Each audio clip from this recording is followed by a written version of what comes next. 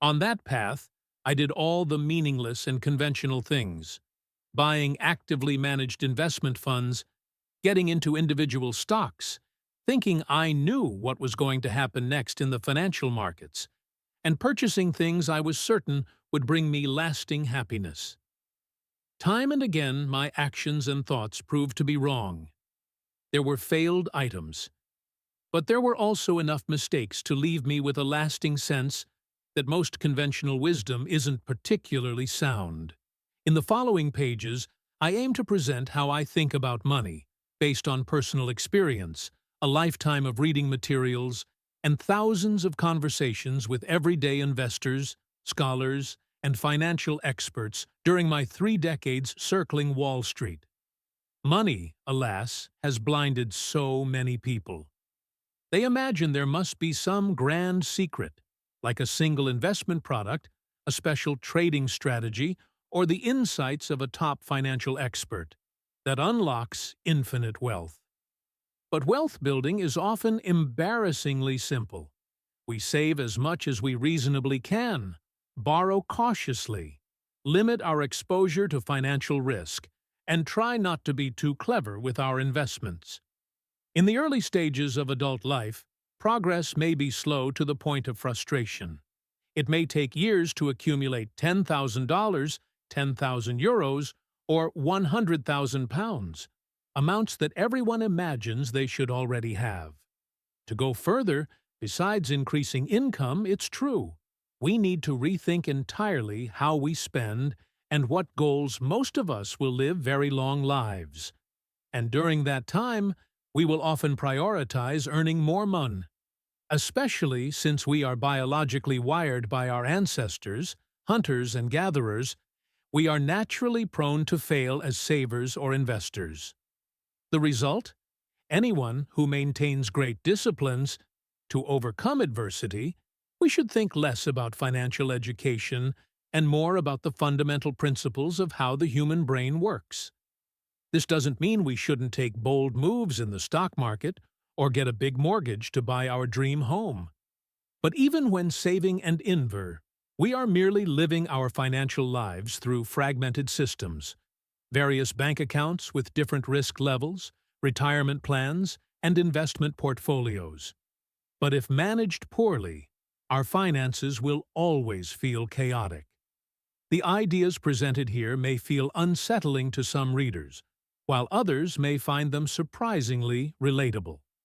I hope this book's practical applications, many of which I've shared in articles for the Wall Street Journal and elsewhere, will reveal that even those who didn't always make perfect financial decisions have still outperformed the markets, created satisfying portfolios in the face of real risks, and learned some surprising lessons.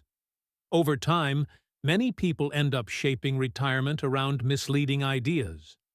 Even as they approach retirement, many still imagine a future that won't materialize. Misconceptions that seem self-evident often stem from fields like behavioral finance, neuroscience, and studies by behavioral economists. Research on brain activity shows how parts of the brain release dopamine and serotonin in response to certain financial triggers.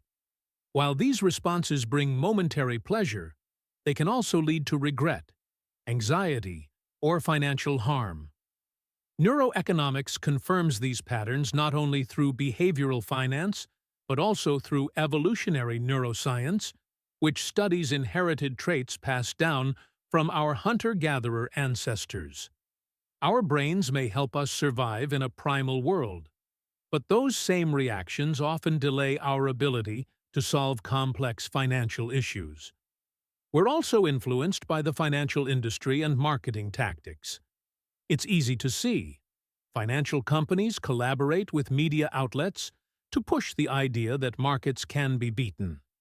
Their salespeople are incentivized to say stocks will generate excellent returns. Insurance agents promote the perfect policies, and bankers encourage the right retirement accounts. You're told these products suit you. You listen, but deep down, you're skeptical.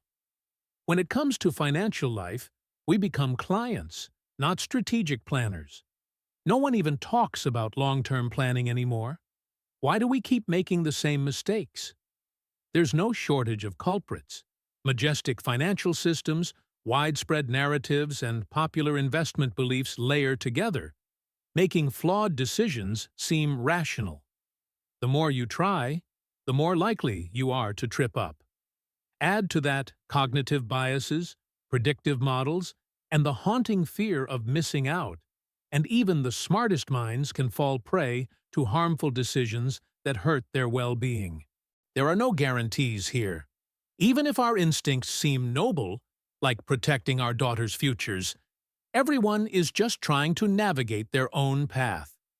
No one wants to keep the good stuff only for themselves. Still, this portion of the book is aimed at a global readership. Tax laws, pension systems, housing markets, and financial products differ by country. But odds are you'll still recognize much of your own financial experience in these pages. Your truth, the reality of those around you, your family, your co-workers. You'll see how specific personal missteps are woven into each idea discussed here. Profound financial understanding often comes from surprisingly ordinary limits. It may not sound glamorous, but people who are skilled at life planning, especially financial planning for the future, often live easier lives. Someone with a good spending plan is more likely to meet their goals and commit to meaningful activities. Smart financial planners manage their expenses, education, property purchases, and retirement. These people tend to face fewer challenges in life.